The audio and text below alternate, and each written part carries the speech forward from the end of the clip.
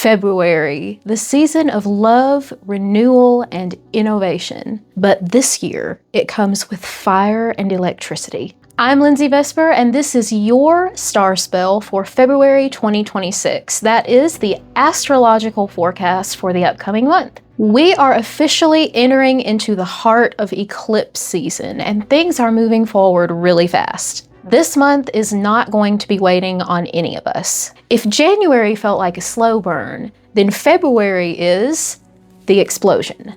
An explosion? I'm a bat, Linzii. My ears are sensitive. Can we just skip to March? Oh, is March quiet? Sorry, Gustav, no shortcuts. We all have to go through this portal. That's kind of the point, you know what I mean? All right, let's get right into the astrology. We're going to be starting off strong with a full moon in Leo right on the very first day of the month. But this isn't going to be your really stereotypical main character energy Leo moon, because this moon is opposing the Sun and Pluto and Mars all hanging out together in Aquarius. So this is a huge push and pull between our ego and the needs of the collective. The planets are kind of asking us to balance these themes by asking ourselves, how am I getting in my own way? With Pluto and Mars involved, that's the spicy meatball. It's giving, I want to be a star, but the neighborhood association says I'm being too loud. Exactly, Gustav. We can expect power struggles for sure. And if you've been holding on to an identity that no longer fits this new world that we've been building up to, this full moon might just demand that you release that. On February 4th, Uranus goes direct in Taurus with a nice supportive trine coming from Pluto in Aquarius. So this is the go signal.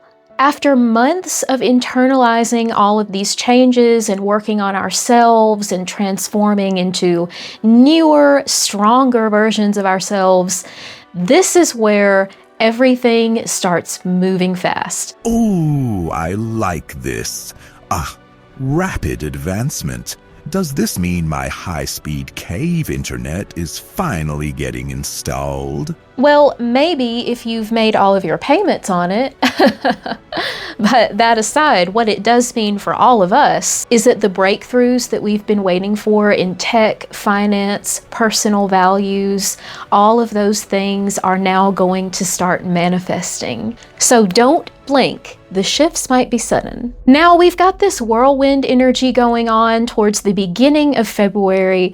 All of that is going to start to soften down a little bit on February 6th when Mercury enters Pisces, and then February 10th when Venus enters Pisces. Our logic and our love languages are going to become a lot more intuitive and dreamier during this time. Ah, yes. I can finally write my Gothic poetry in peace. Ode to a mealworm. You know, that's a really good idea, Gustav. We're coming up on a Pisces-loaded window of time that's going to lend itself pretty well to creative endeavors. And speaking of creativity and endeavors, now I would like to introduce this month's main event. Mark your calendars for February 17th, Voyagers. This is going to be the day of our new moon solar eclipse in Aquarius. Now, this eclipse isn't going to be visible for most of us. Really, it will just be visible to people in parts of southern Africa, Argentina, and Chile.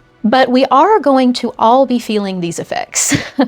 This is a massive evolutionary jump, but with Uranus squaring the moon and the sun on this day, it might feel a little bit like a jump off of a ledge, if you get what I mean by that. It might be sudden, and it might be kind of jarring and shocking. Look, a square from Uranus. Oh no, that's like a cosmic jump scare.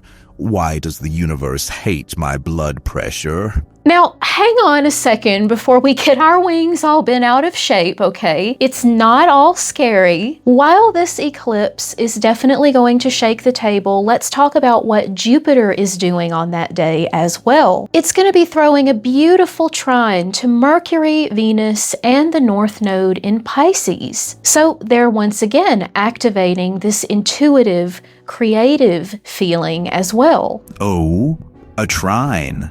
That sounds cozy. And it is. This is actually the safety net for that jump that we just did, jumping off the ledge. Even as Aquarius is inviting us to break down old patterns and old structures, our emotional support systems and intuitions are going to be stronger than ever before. So the mantra for this day especially is trust your gut, not the news. The truth is going to be exposed anyway. Let's move on to the last big aspect of interest for this month, and that is the meeting of the Guardians. On February 20th, the two Guardians of the Gate, Saturn and Neptune, are going to be meeting at 0 degrees Aries. Now, if you've been following me, you've been hearing me talk a lot about these two planets, which have been in tight conjunction for a few months now. But on this day, these two giants will finally be settling into that very first degree of the entire zodiac. The beginning of the beginning.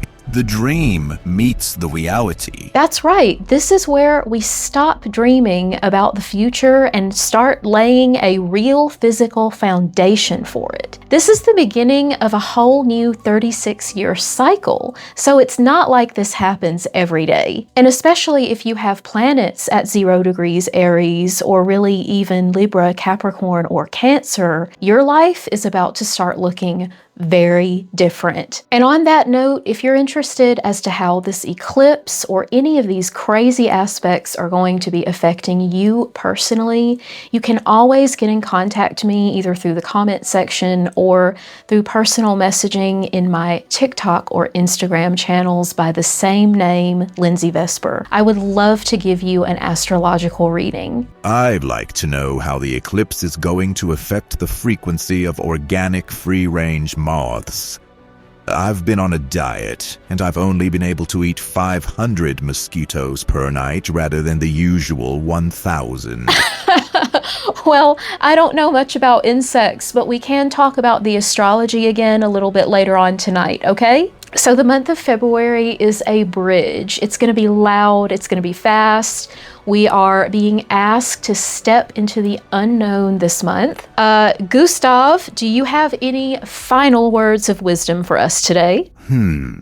Wrap yourself in your wings, trust the shadows, and for the love of all that is spooky, check your bank statements during that Uranus direct. You are getting pretty good at this, Gustav. Wise words indeed. You guys stick around, and this little bat is going to wind up being an astrologer too before we know it. Anyway, thank you so much for joining me this month again for another Star Spell. If you liked it, be sure to like, comment, and subscribe to join me in future adventures into the stars. And let us know in the comments where 0 degrees Aries falls in your chart. For me, it is in my second house, the house of finance and material gain. And until we meet again on the other side of the veil, I wish you all the best out there. See you all again very, very soon.